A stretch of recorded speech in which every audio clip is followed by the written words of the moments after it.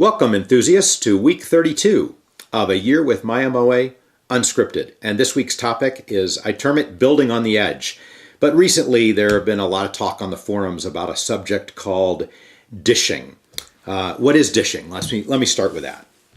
So you won't see it on this instrument. It is not seen very often, certainly very, very rarely on our instruments. But dishing is a phenomenon where there is a small dip in front of the bridge, between the bridge and the sound hole. And it occurs because you've got 43 pounds of tension exhibited by the strings down the neck and fretboard of the instrument onto the bridge and the top, a top which is very thin and it's lightly braced. We want that. We want the instrument to be light and responsive, but of course we don't want the structure to fail. And that's what I call building on the edge. So that's what dishing is. Now the question is, well, is it acceptable or not? And how do you feel about it? Well, and then, you get into areas of where it's just qualitative. I mean, on the forums, it's not really science. It's oh, my dishing is excessive or isn't, as I read this about some things that have happened with other instruments.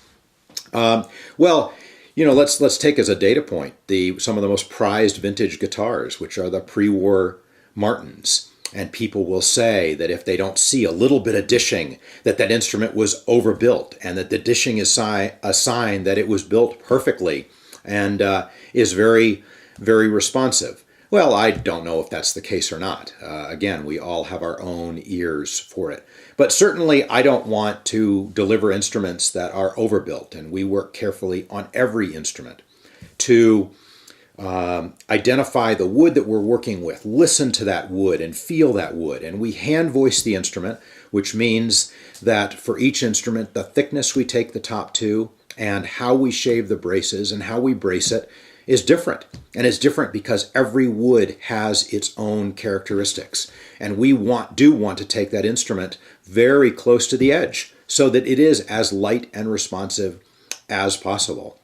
So, in my mind, is dishing acceptable? Well, a little bit is certainly okay, and it's not something that alarms me in any instrument. And if it occurs pretty quickly and stabilizes. And we see, as I say, we see it pretty rarely in our instruments, but if it's there, it's something that does not personally bother me. Of course, anything that is excessive is not at all acceptable and will result in our case, we just replace the instrument. And we put someone in the build schedule very quickly, work an extra day, and replace that instrument. But I think this is another area that what's important is not how I perceive it. I mean, I'll tell you what I think, and is it a problem, and does it concern me as the builder?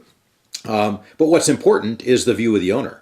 And certainly in our case, if any owner, if for any reason is bothered by any aspect of their instrument, then we will repair or replace. And in the case of dishing, we'd replace it.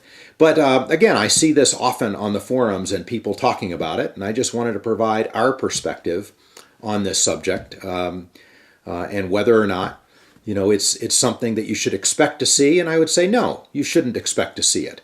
But I'm talking about any of the instruments that you own, you shouldn't expect to see it.